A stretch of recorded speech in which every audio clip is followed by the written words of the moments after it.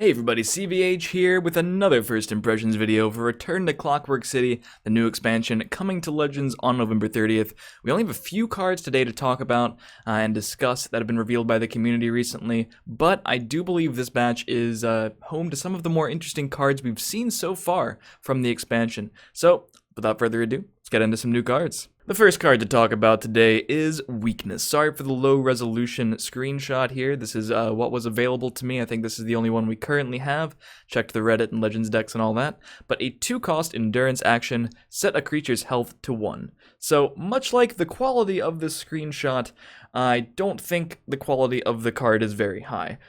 This card really screams Arena to me. Obviously it does have some good implications as far as being removal, which is clearly what it's designed to be. You reduce something's health to 1, and then all of a sudden, your creatures have a much easier time attacking over it. You can use it in conjunction with ping effects like Skaven Pyromancer or Sharpshooter Scout, but none of those seem like great to combo with Weakness compared to just comboing them with Doomcrag Vampire. Doomcrag Warrior is a pretty strong deck. Does it also want to run Weakness? Well, the versions of that deck that I've seen traditionally just play more of an aggro shell and then use Doomcrag with cards like the Sharpshooter Scouts and Nord Firebrands just to clear threats very easily so they can keep pushing that damage. I'm not really sure Weakness fits the bill for that deck.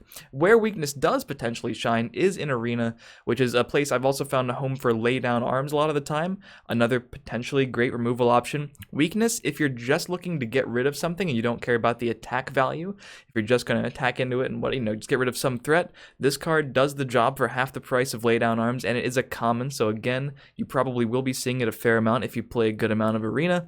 This is the kind of place I think Weakness could find a home because you don't have access to whatever removal you want. You don't have access to the triple or double Doomcrag Vampires in your deck if you want to play those kinds of cards. You just need things that remove threats before they kill you, and just vanilla threats can often be a huge problem, so Weakness can be a good answer to that. You don't have access to decks with 3 Piercing Javelins and Edict of Azuras. In Constructed, I'd even probably just play Mummify over this the vast majority of the time. Sure, Mummify reduces something to a 2/2 instead of a whatever 1 health, and it costs 1 more, but it is a prophecy and it removes effects and it removes last gasps, and basically this card just doesn't seem too high utility to me in Constructed, but I could definitely see it being an important piece of removal for a few Arena decks. Moving on, we have Barrow Stalker. This is another 2 Magicka Endurance card, but this one is kind of on the opposite end of the spectrum from Weakness in my opinion. 2 cost, 2/3, Drain, and Guard. The obvious similarities are to Kvatch Soldier. Before anyone says power creep, Kvatch Soldier only being a 2 cost, 2/3 with Guard, that makes sense. It is in Willpower. Barrow Stalker is in Endurance. Kvatch Soldier benefits from some synergy with its race. Barrow Stalker does not. Barrow Stalker dies to Dawnbreaker, and it's okay to have a card like this which is just a little better than another card that exists in a different attribute, basically. But Barrow Stalker, I think, is one of the best cards that's been revealed so far. 2 cost, 2/3, already pretty okay. With Guard, Kvatch Soldier doesn't see too much play, but theoretically that's at least fine in Arena, and it has decent value for what you're paying, and then it adds Drain. So even if you don't need to use the Guard aspect of this card, you can just plop it down there and get the Drain in. If you play this in the field lane against an aggro deck, ideally with nothing on the board, it will be guarding the field lane, obviously, but your aggro opponent can even say, okay, I don't want to contest this Guard, I'm just going to commit all my creatures to the other lane where there are no guards so I can keep pushing damage. They will have to deal with this card if they are not okay with 2 continuous points of drain damage every single turn. So I do like that versatility. I don't think this card is an impressive card. It's not like one of the most hugely impactful effects. It's not something we see and go, wow, this is just sort of the kind of card that people, realistically play. I think this is just a solid card for the early turns for maybe mid-range Sorcerer, mid-range Spell Sword, maybe Control Spell Sword wants this. A lot of control decks use Windkeep Spell Sword, and in conjunction with that, I've seen people use Dragon Tail, Savior, just cards that aren't particularly great for a control deck, just so they can have enough turn 2 cards to not lose the game to aggro decks. And this is a much more reasonable defensive option early, and even, later in the game, it is a chump guard, basically. Just put it down in front of something large, and it'll probably eat more than 3 damage. And of course, if you're just looking for some way to drain and get back into the game, you top deck this, and you know you'll at least be 2 life up on the following turn. So this is a card, while I don't think it is just a huge, crazy effect like Odahvinger or Paarthurnax, so it can be a little boring compared to those, I'm pretty excited about this card just for its competitive viability. Third up today, we have Gearwork Spider, a 1-cost, 1/1 Dwemer. When I see Dwemer on a card, a neutral card, I typically think, oh boy, here's some neutral synergy, not too excited about that, don't want to get the Centurion title, we'll see if they can finally make a good one, which they have done with like Mechanical Ally and Dwarven Dynamo. But this card is pretty different, it's just a Prophecy Guard with summon all Gearwork Spiders in your discard pile. This is a pretty interesting card that doesn't necessarily need to be in a strict neutral deck, although Dwemer decks would probably want to play this card because getting 3 Gearwork Spiders for 1 Magicka later in the game with the Halls of the Dwemer on the board would be pretty sweet. This is just a pretty interesting card in general. I've been thinking about ways to abuse Hulking Fabricant ever since that card was revealed. It was one of the first cards revealed, I think, in the very first article for Return to Clockwork City. The 5-cost 5/5 Endurance that becomes a 5-cost 8/8 on summon if you have a neutral creature on board. So for me, I'm thinking about ways to include a neutral package in the mid-range Sorcerer. What 1-drop do I want to play? Well, I don't really want to play Enraged Mudcrab, I'll be honest with you. Gearwork Spider could actually get the job done if that turns out to be a viable strategy.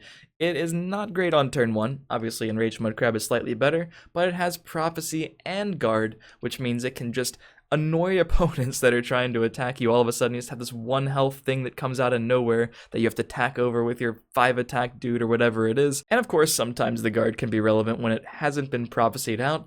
Later in the game, if the game does go for that many turns, you could play the second Gearwork Spider and get back the first. It's a better investment already. 1 Magicka for 2 1/1s. That sounds a lot better. That's basically Scouting Patrol if you get all the way to 3, which again can even happen off of a Prophecy. 1 cost for 3 1/1s. Now, obviously, I'm not trying to say, much like Barrowstalker, that this is a large effect. This is pretty incremental value at best, even when you get to the quote-unquote level 3 Gearwork Spider, right? But this is a decent neutral support card. Interesting effect, not that we've seen before, and just a pretty decent support card for not only neutral strategies that want to go all in with Halls of the Dwemer, but maybe the ones that just want to play enough for the Fabricants. You can use this curving into cards like Dwarven Dynamo to buff the Gearwork Spider, the Fabricants to get whatever value you want out of them, and it's just, I think, a reasonable enough 1-cost neutral, just so you don't have to play Enraged Mudcrab, basically. So I expect this card to see some play. The last card in today's video is Messinar's Will, so already pretty excited about the name, obvious reference to Messinar, which was my card reveal from Return to Clockwork City. That video is still up on the channel if you want to check it out. But a 5-cost willpower action that says steal an enemy creature with 3 power or less until the end of the turn. It gains charge. So we definitely haven't seen a card like this before in any card games.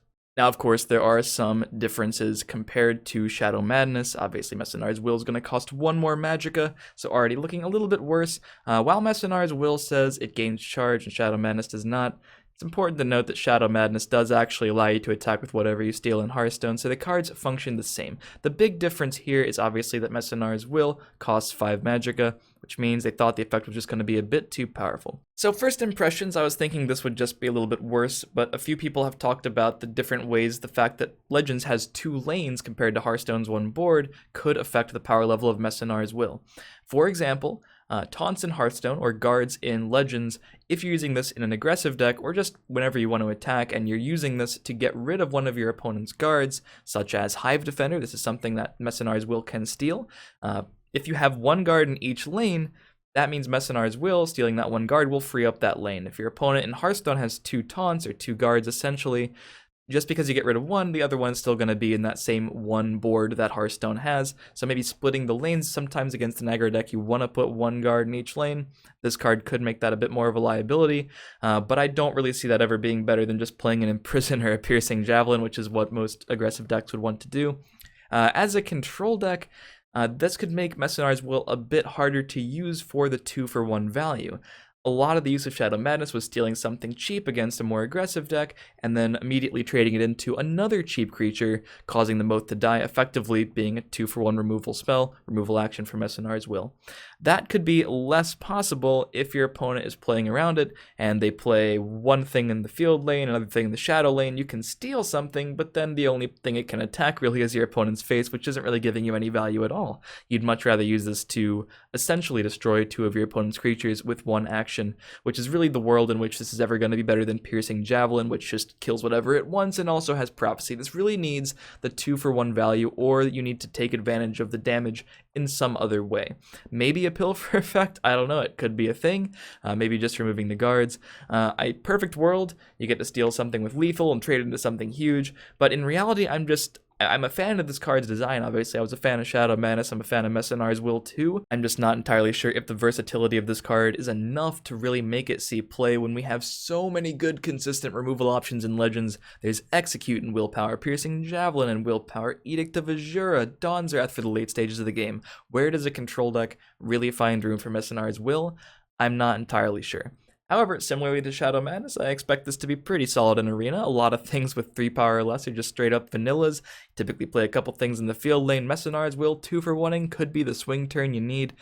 So basically, to summarize, I think this card and weakness of the 4 we've talked about today might find more of a home in Arena, and the other 2, Barrow Stalker and the Gearwork Spider, could potentially be playable and constructed. But as always, these are just my opinions, so feel free to leave a comment and let me know what you think about the cards we've talked about today. If you like them, if you dislike them, if you think I missed something, and of course we're excited to try them out on November 30th when we get Return to Clockwork City in Legends. Hopefully you guys have enjoyed the review. If you did, feel free to leave a like and say subscribe for more Legends videos. Follow my stream in the description. I'll see you next time.